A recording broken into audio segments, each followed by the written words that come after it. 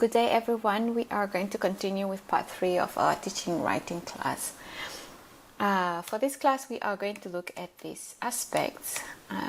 So number 1 up to 4 we have covered already in part 1 and part 2. Now we're going to cover types of classroom writing performance, providing feedback, and then principles of teaching writing skills. And then the rest of this information we are going to cover in part 4.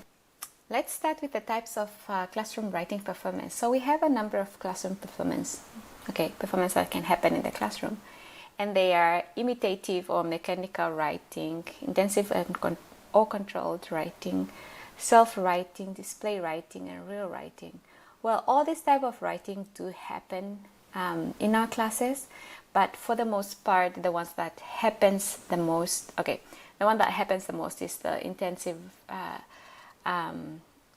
self-writing and display writing. Like that's the one that is more common. And then the rewriting too, it's possible if the learners are going to write something that they use outside the classroom. We'll see what we mean by rewriting. All right, imitative and mechanical writing. This is the types of writing that happens basically for beginner learners, and we're not going to concentrate on it because for the most part, we don't have beginner learners. We have the either intermediate or advanced learners. So this one we'll skip. But just so you know that we do have imitative or mechanical writing that has everything to do with recognizing letters, identifying letters, do you understand? Handwriting and keyboard writing of like the basics. All right, recognizing basically what is being what has been read, for instance. And then also in the imitative we have got sound spelling practice. Again, this is really a lot. It has everything to do with beginner learners, but those are not our audience. Those are not the learners that we deal with. But dictation, I feel like that we can do with our learners, but it's not as common anymore because it's not very communicative. But it's one for practicing sound spelling correspondences as well as reinforcing grammatical or discourse features in diction. So I think that we can actually use in our classes, whereby a teacher will read aloud a short passage and then rereading it in segments, pausing for learners to write what they hear, reading through a third time, and then checking their written responses. I feel like we get to do diction, but it's not as common anymore because it has that aspect of lack of communication that is missing. All right, now we are moving on to the second performance that can happen in the classroom is the intensive and controlled writing, and I'm focusing that a little bit more because most of our learners, when we deal with them, not deal per se, but when we communicate with them, we get to use this type of writing sometimes. And this is when now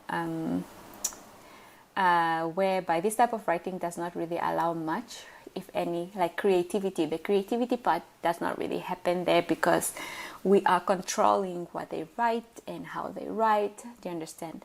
So a common form of control writing is the one where a paragraph is presented to learners in which they have to alter a given structure throughout. So for example, they may be asked to change all the present tense verbs to past tense. In such a case, learners may need to alter other time references in the paragraph. Do you understand? So it's like they control, if the paragraph was written in present tense, then when you change it into past tense, certain time references will change as well. So if you want to control that aspect, like you have taught them past tense, and then you also have taught them about time references of how to talk about time, then you will use this type of writing.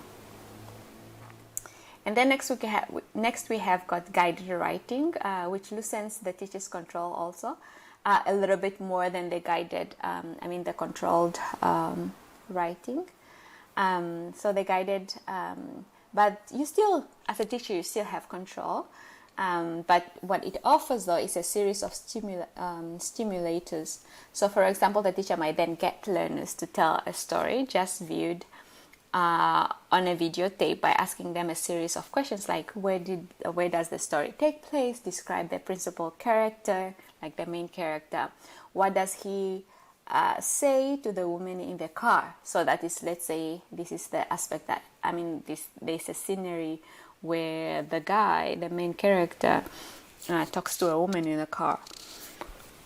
And then we also have got dictocom. This is whereby a paragraph is read. So you as a teacher, you read a paragraph at a normal speed, and then usually 2 or 3 times. Okay.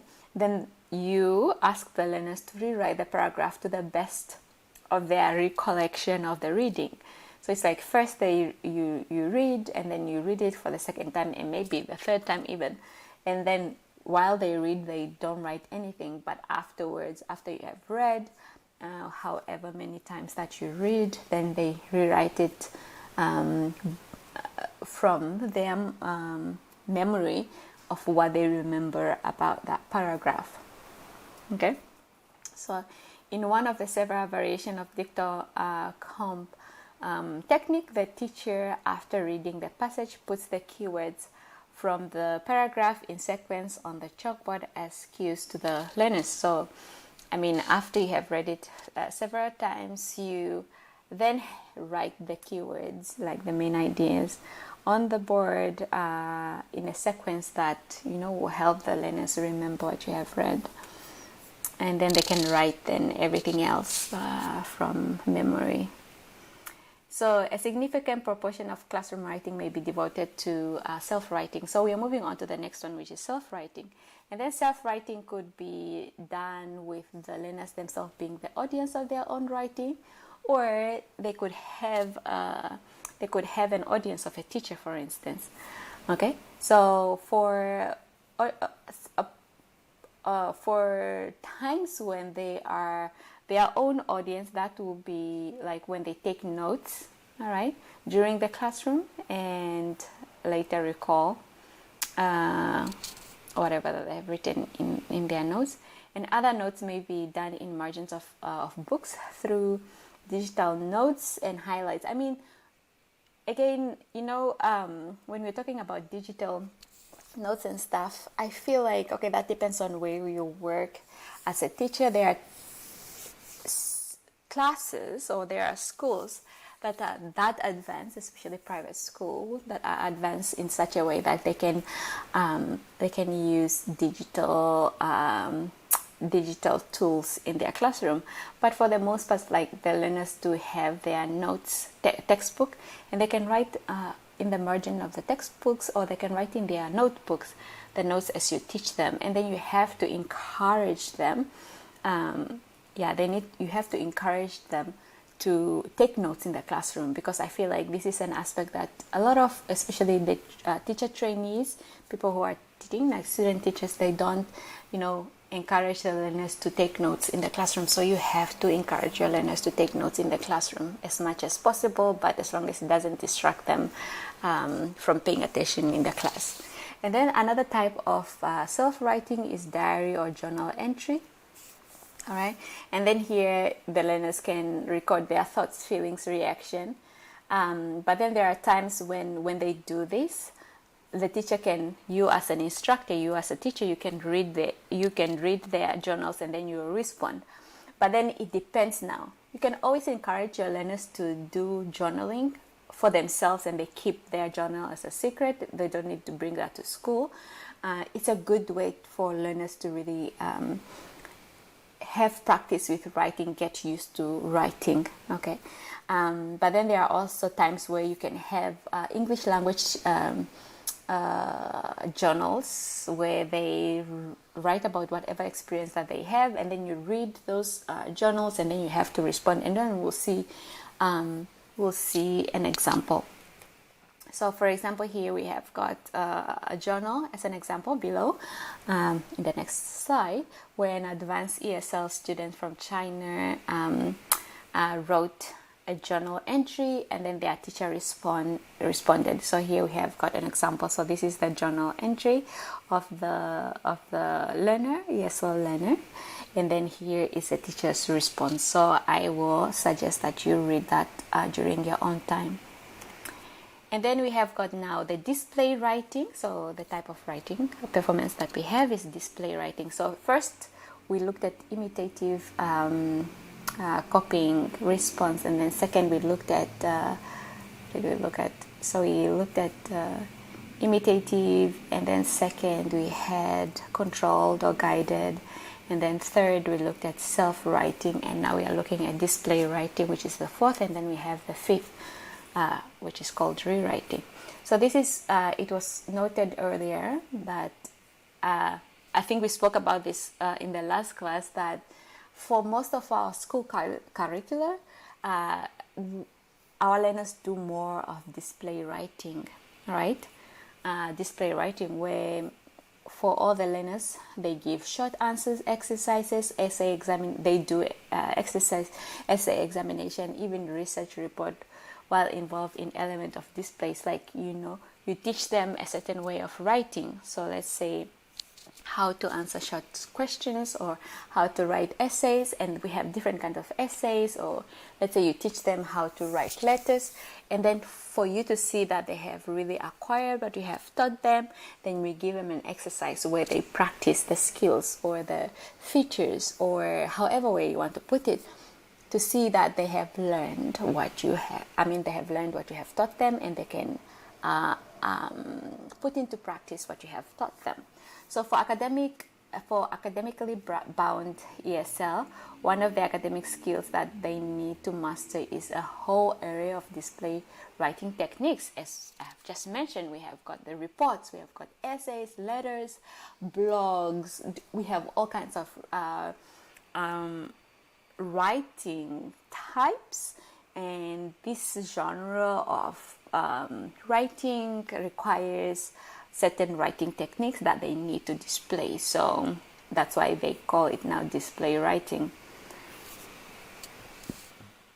Next, we are looking at real writing. So this is whereby the learners do writing which is aims at genuine communication of message to an audience in need of those messages. So they have a targeted audience that they need to write a message for, and this audience has to be somebody other than their classmates or their teachers, instructors. It could be a letter to a newspaper if there's like a young I think in the Namibian, I don't know which newspaper exactly, but one of those newspapers, there is the section where the young adults, like learners in high school, can write for. Do you understand? It could be whatever experience. If there's a theme, then they can write their responses. That is now what we call real writing. Okay, that could be that. Or if there's a magazine or a blog that can be read by people other than people in the peers or teachers in the school, could be read by a bigger audience, then this is what we call real writing. Okay, so that's just a distinction, but we need to train our learners how to do all this kind of writing, not just the display type, but you could create blogs nowadays with technology. You can create blogs that you can then share with other schools or other people in the community whose work you can do. Or it could be a school magazine that goes out into the public as well. So let's say you have a school magazine. It could be really something simple that you can the learners write, and then they can even type out, and then they send it to you and you compile, and then you put this in whatever shop or whatever center that people can get this in whatever display of writing that they have, and then they can share it with the community. So all that is considered as real writing.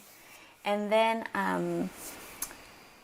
what else can we say? So here we've got the 3 subcategories illustrated how reality can be injected within our lessons.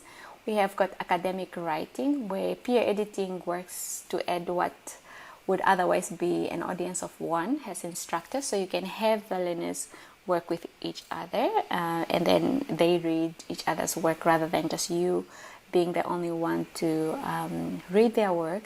And when they do peer editing, learners may exchange new information and that they have written about with each other, or even present the findings from the written work to the rest of the class and adding to the reality of the audience. So going just beyond the teacher doing the actual reading. That could be academic reading in that sense. And also we have got vocational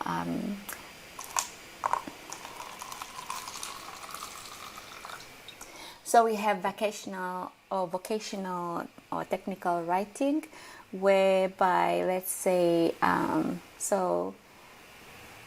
there's a variety of writing, okay, that takes place within classes, and the learners are studying L2 for advancement in their occupation. So real letters can be written, and genuine direction to some operation or assembly might be given, or an actual form can be filled, like an actual form.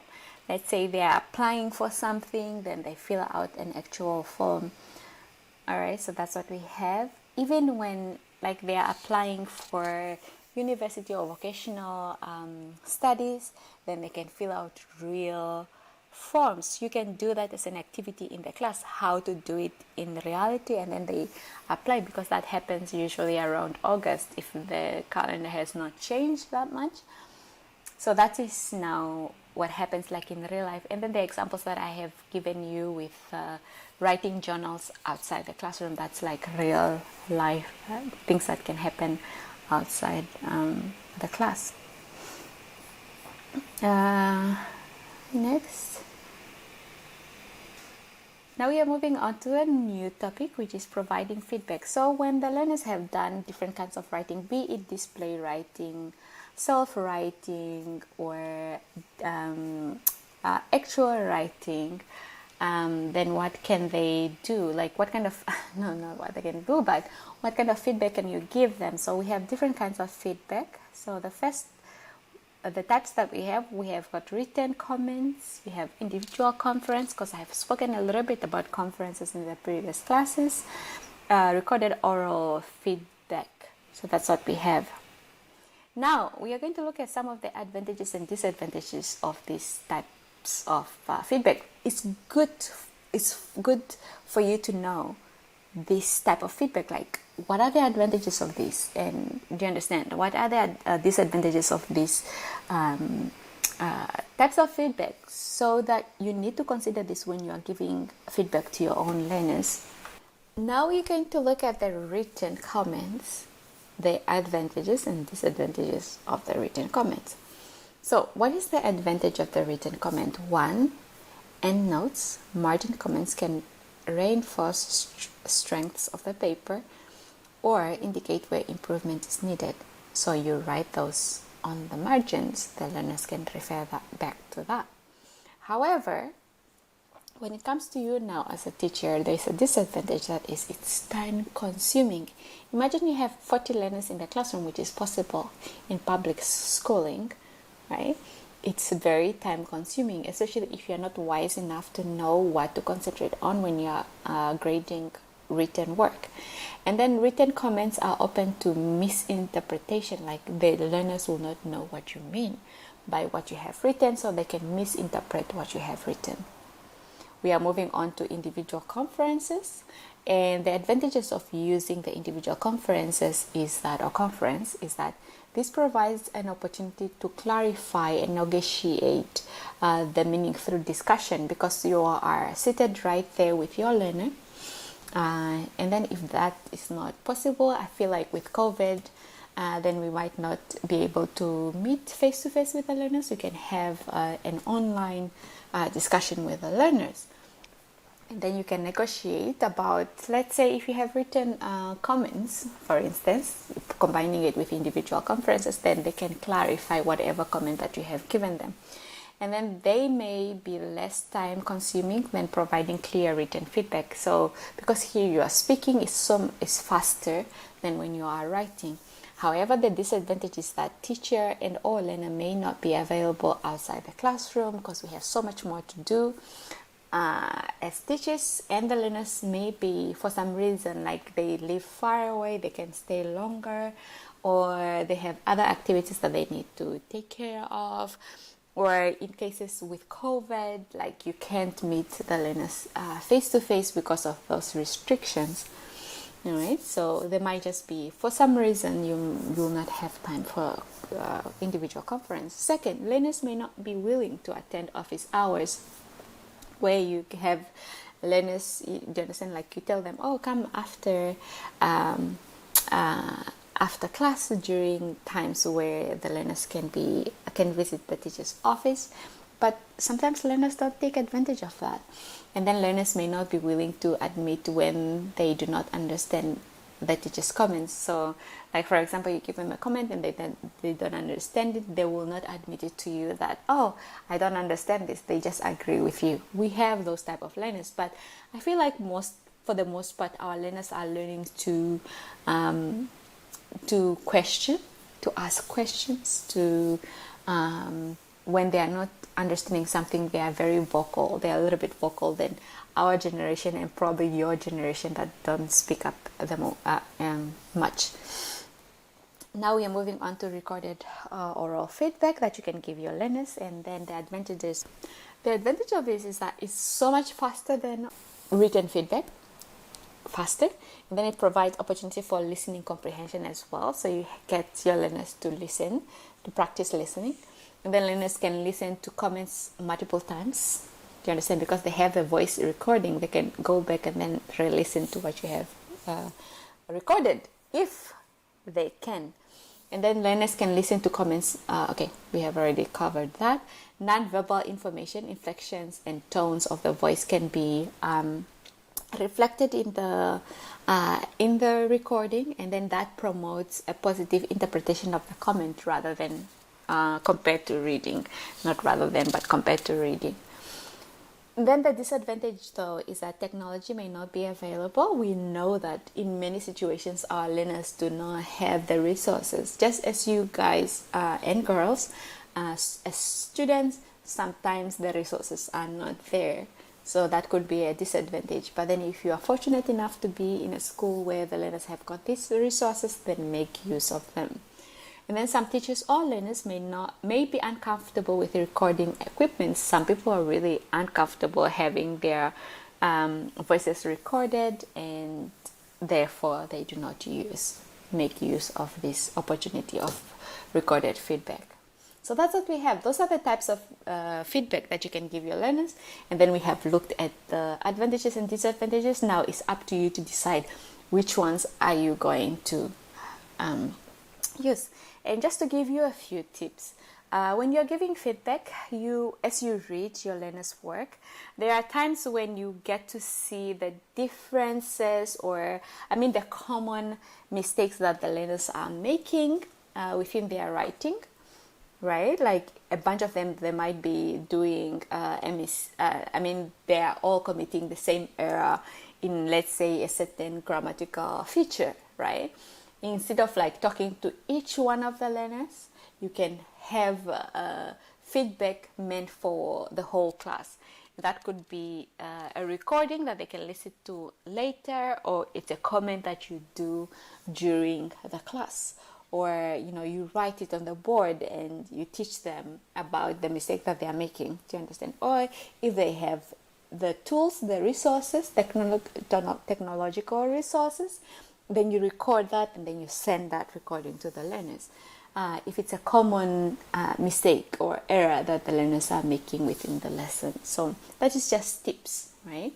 And then again, later in the lesson, we'll see then when the learners are writing their first draft, second drafts, like what can you look out for to just prevent you from wasting so much time on aspects that you shouldn't be looking at, for example, when the learners have done their first draft. All right, so that's what we have. Okay, let's move on. Now we are going to look at the principles for teaching writing.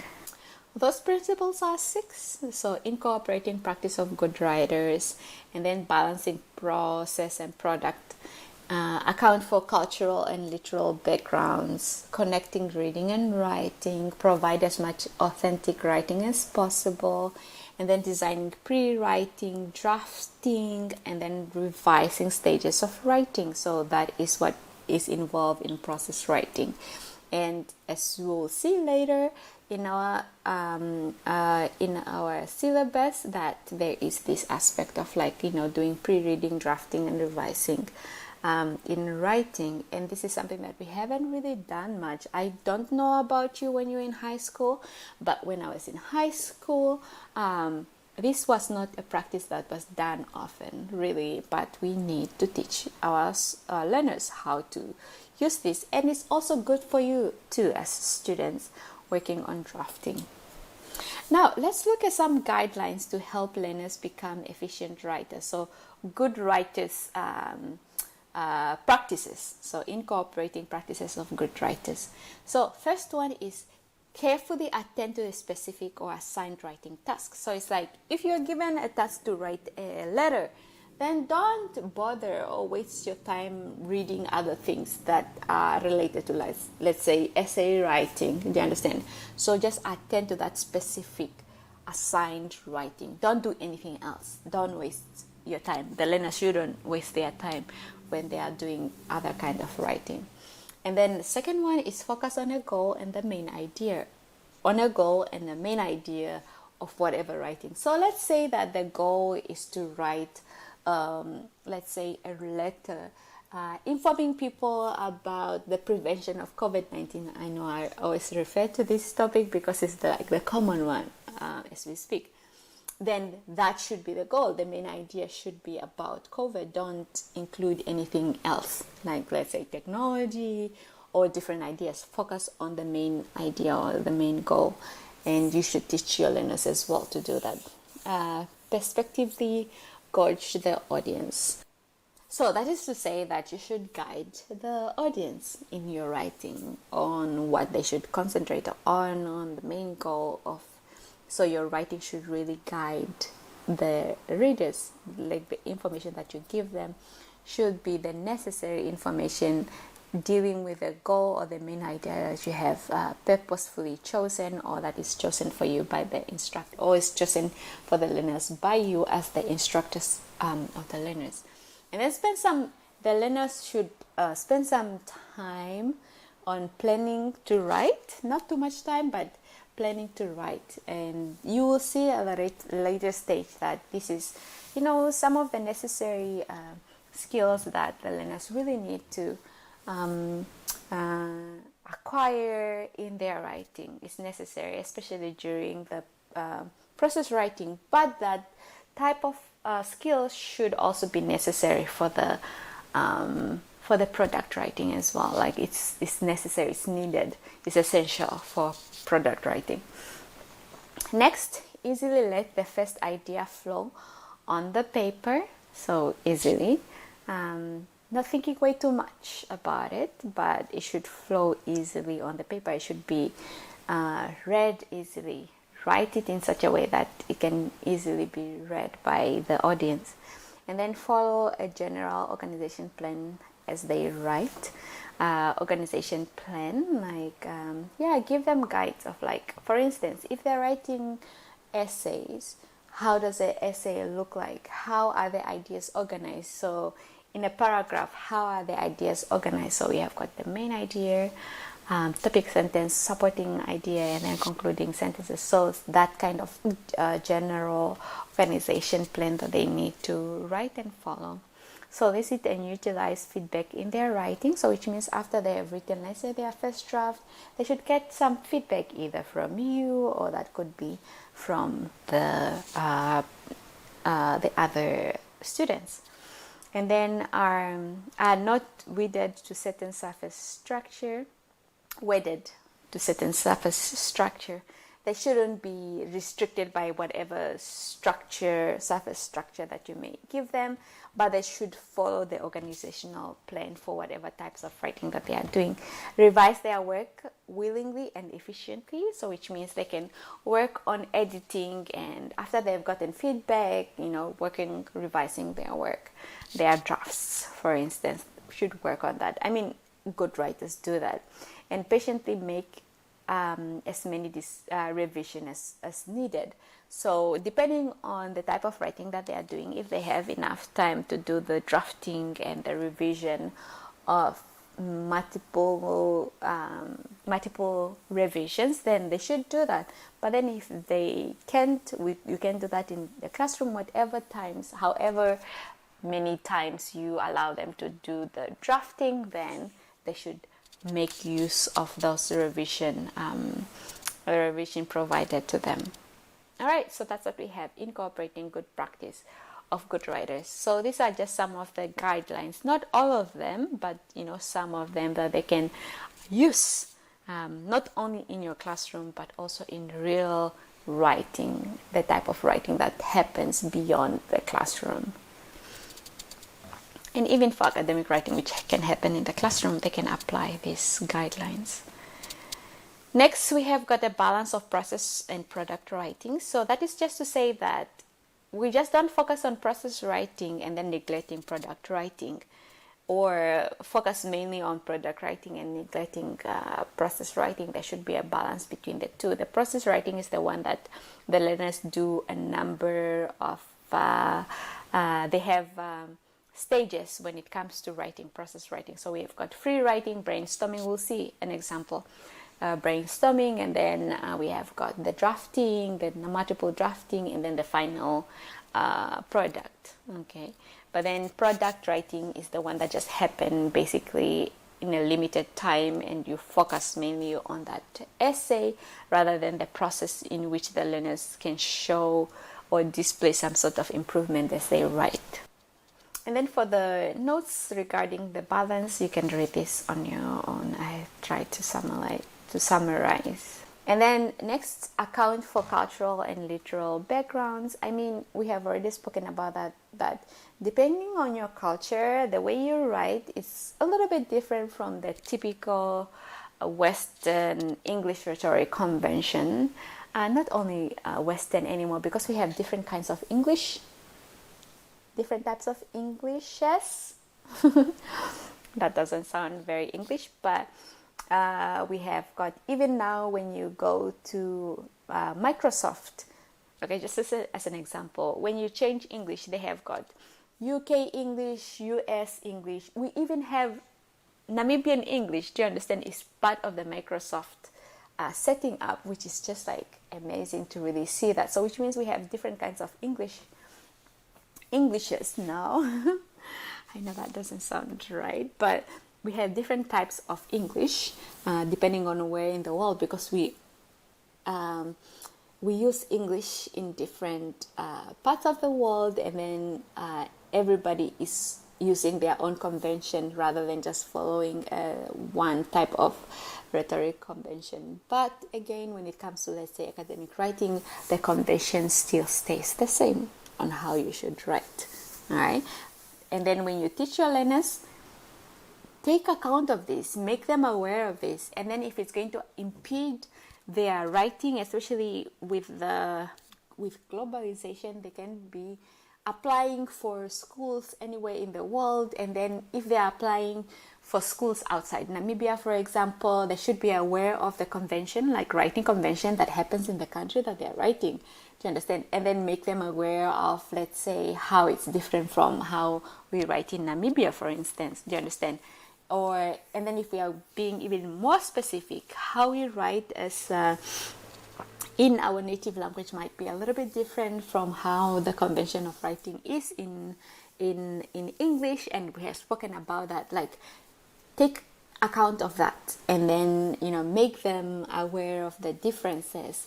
And then that is not to say that they can't apply any of the conventions that can be transferred from their native languages, but they should know of what is acceptable when it comes to English rhetoric conventions. All right, just make them aware of that. Next, connect to reading and writing. One thing that you should know is that when somebody reads quite a lot, that will have an impact in some way. It will trickle over into their writing.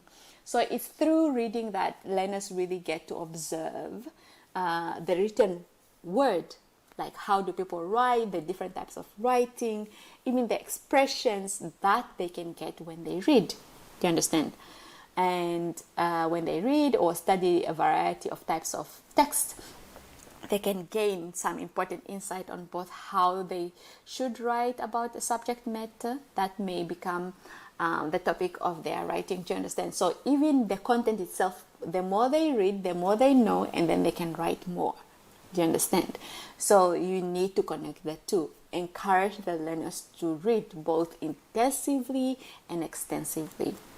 And then moving on, provide as much authentic writing as possible. So whether writing is real writing, so the one that we have just seen, that the one that is going beyond the audience of a teacher, it could be peer reading, but it could also go beyond peer reading. Could be read by somebody outside the school, all right?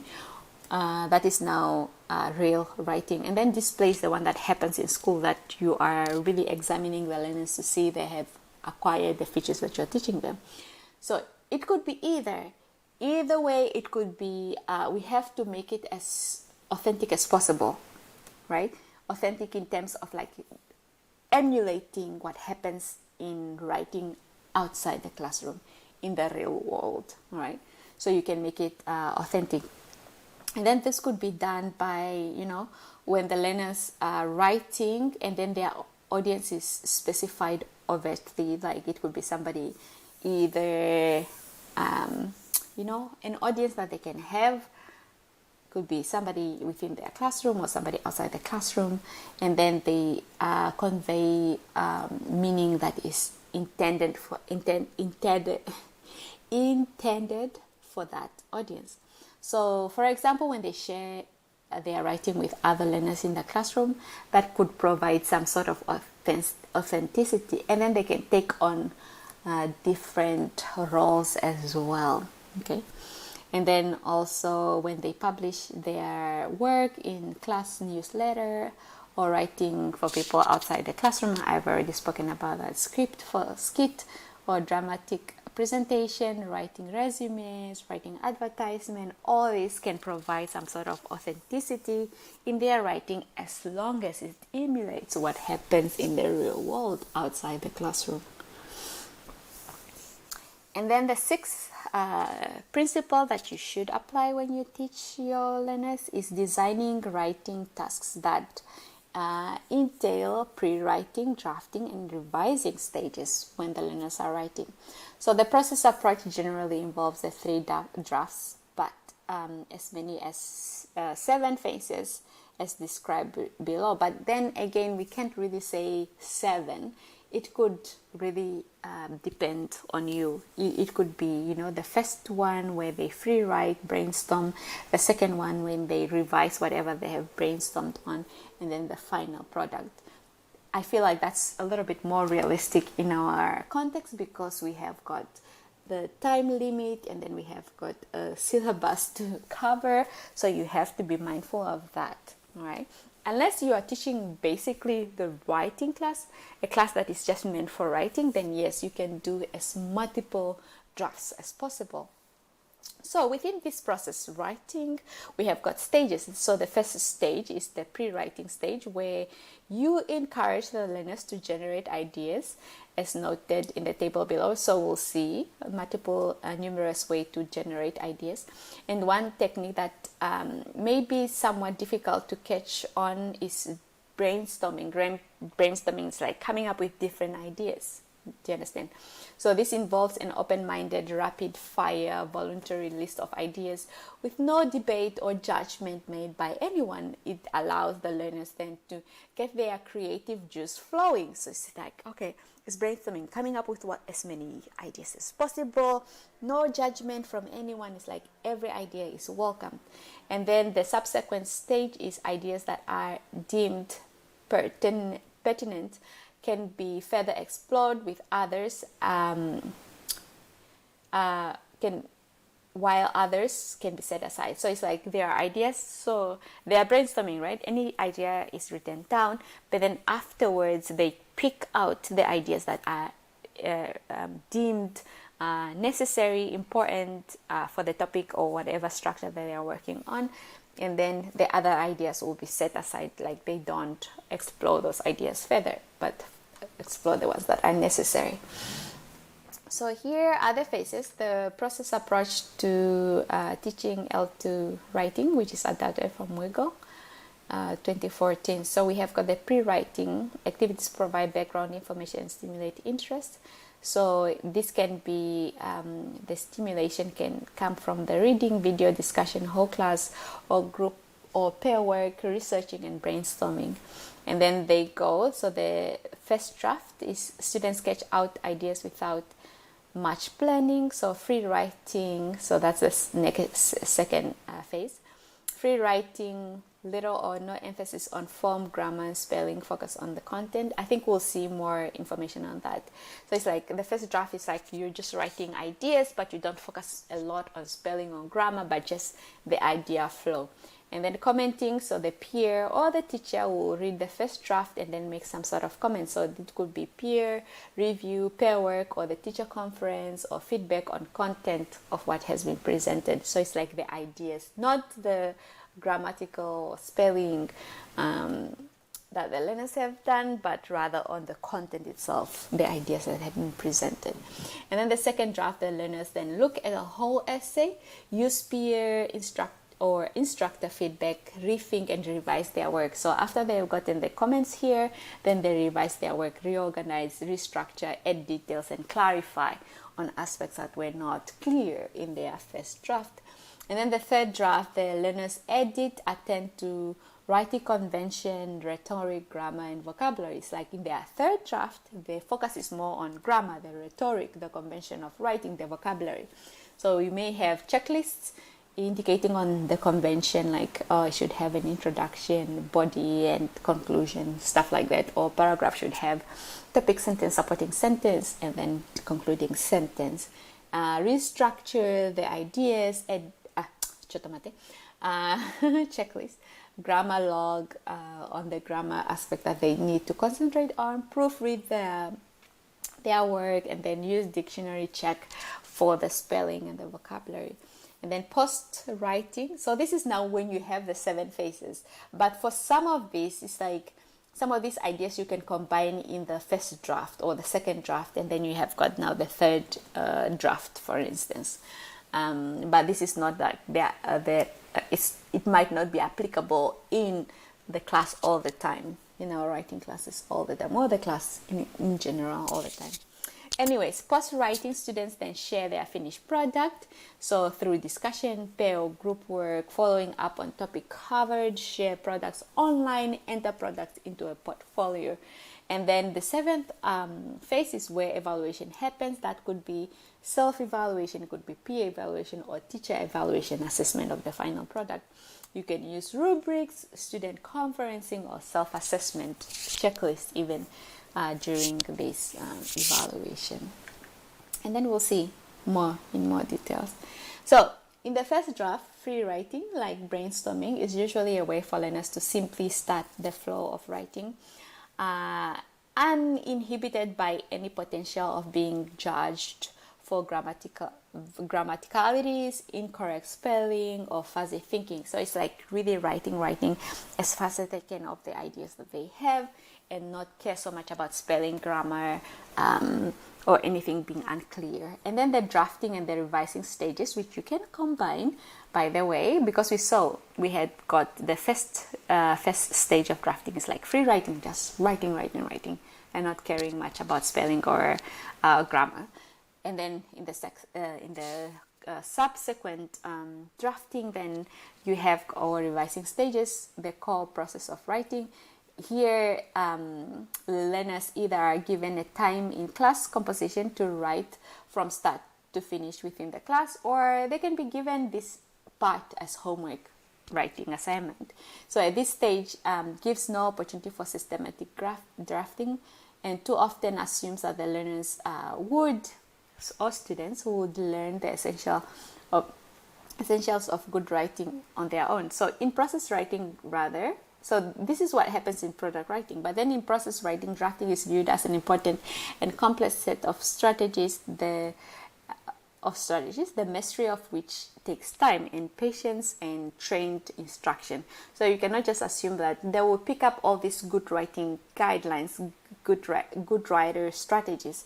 You need to practice. You need to instruct them on these strategies, on how to apply them in their own writing, and then they get to practice that more often in the process writing, and that cannot be seen much in product writing. But product writing in itself has a place, because during examination you have no time to draft and do all this revision, but in real life, though, you don't do a lot of product writing, but you are, for the most part, people are always given a little bit of time, room for them to practice the process writing.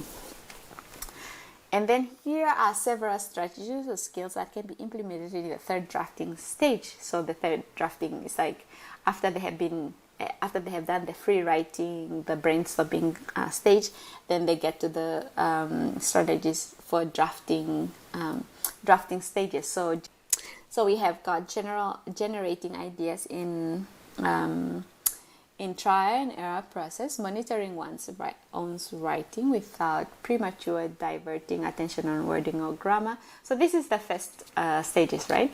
And then editing, restructuring, and pairing one's written work, proofreading for grammatical and spelling errors. So it's like at the very beginning, after you have done the free writing, then you monitor. You write as much as possible. I feel like this is the first part where you free write.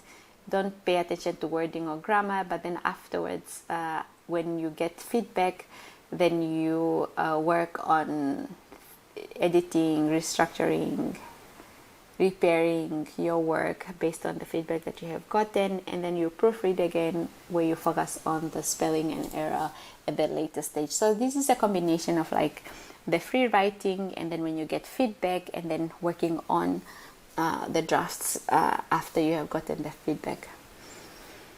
And then we have got evaluate on the final product. So this is basically combined, right?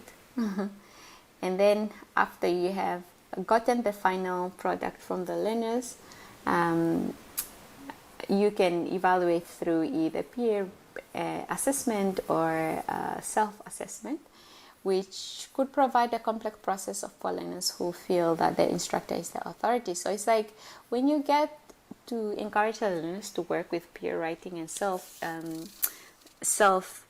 evaluation, it gives them confidence, and then empower them in such a way that changing their minds from thinking that, oh yeah, the teacher is the authority, you're the only one who has feedback and can give feedback to the learners, and that can basically change. You can change that by empowering them to partake in evaluating their own work, or evaluating the works of their peers.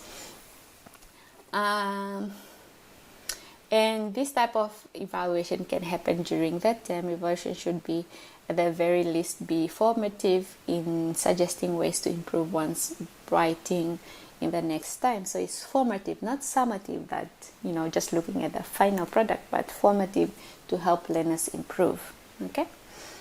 And then we are moving on now to the next technique, which strives to offer technique that are as interactive as possible. That is just to say that because we are focusing on learner-centeredness, right? It's learner-centeredness that we are focusing on. So which means that the learners need to be involved as much as possible, rather than just rather than having to work individually. Because sometimes we feel like when it comes to writing, we just think that it's an individual endeavor, but it's not always. That's not always the case, because you can have the learners work as groups, to, let's say, generate ideas during the brainstorming stage. And also they can edit each other's work. So peer review can also be a way that you can have the learners work together. So it can be a collaborative task, not just an individual task. But then also, yes, when it comes to writing, it can also be an individual work task too. I mean, individuality also has a place in there, but you should also include interactive techniques in the classroom. Okay, this is now the idea that I've just explained now. Next, be a facilitator, not a judge, and in response to this, students or the learners writing. So because writing, unlike speaking, is often includes an extensive planning stage, error treatment can begin in the drafting and the revising stages, and during which time it is more appropriate to consider errors among several features in the whole process of responding to the learner's writing or the student's writing. When you respond to an error, remember to allow students to notice their errors and then self-correct. You just don't give correction right away. You can underline and then they pay attention to that, but we'll see on how to treat the errors. So as you respond to your learner's writing, you are guided. You are a guide and a facilitator, and not so much of a judge. So after the final work is turned in, you may indeed have to assume the position of a judge, like after they have done. But then during the drafting stages, please don't do that. Don't intimidate the learners in that. You just be a guider, all right? Be a guide and a facilitator in their writing. But until then, the role of a consultant will be more productive way to respond to the learner's work. Ideally, your responses, or at least some of them, will be both oral and written as you hold, let's say, conferences. However short they may be with the learners you're working with. Under less than ideal conditions, written comments may have to suffice. Like when you have so many learners, obviously you may not give those feedback like individual conferences, because they're just way too many. But then, as I've mentioned, when we're looking at the types of feedback, pay attention to the common errors, and then you can give feedback, oral feedback within your lesson, and then rectify the error. Either you give them the correct way to work on whatever error that they are doing or making, as well as having them to come up with ways to correct the errors that they are making. Here are some of the guidelines that you can use when you are dealing with the first draft. So first, resist the temptation to treat minor, let's say local grammar errors, because we say that the grammar error in the first draft is really not the focus, all right? Major or global errors may be indicated either directly, say by underlining, or indirectly, for example, with a check next to the line in which the error occurred. Only the major ones, the errors that are impeding communication, then maybe you can focus on that. And then again, resist temptation to rewrite the student's sentences. Don't rewrite the student's sentences. If it's not clear, just indicate that it's not clear. In what way is it not clear? And then if it needs extra information, indicate that they should provide extra information, for instance, or details. Comment holistically in terms of clarity of the overall thesis, main idea, and the general structure of the organization. So that's what you should focus on, the overall main idea or thesis of the writing. Comment on or question features that appear to be irrelevant. So if something is not relevant, then comment on that so that they don't put it in their next draft. Question clearly inadequate word choices and awkward expression within those paragraphs or sentences that are relevant to the topic. All right. So question those things that are, might be awkward, might not be clear. Have question marks on those and then indicate them to the learners. And then when it comes now to other drafts, other than the first draft, your responses then might change slightly because the learners have now had an opportunity to see and process the comments that you have given them or they have gotten from their peers in their first draft. And then your focus will now include more attention to form of the essay. Do you understand the form? Like where you're talking about spelling and grammar, like local grammar rather than the general and the global one. So minor local grammar or mechanical spelling and punctuation error may be indicated, but not corrected by you. It's just like underline or use the abbreviation for different kinds of writing that you are giving them. And then comment on specific clarity and strengthen of main ideas, supporting ideas, or an argument or logic, right? Comment on word choices, expression that may not be as clear or direct as they could be. Check cohesive devices within or across paragraphs. And then for academic papers, comments on documentation, citation, citing sources, right? Citation, evidence, and other support. And also comment on the adequacy and the strength of the conclusion. So here we have specificity that you focus on when they have written their second or third draft. All right. Number 9, we have got explain rhetoric or formal convention of writing. So each genre of writing has its own formal properties. So don't just assume that the learners will pick this up by observation.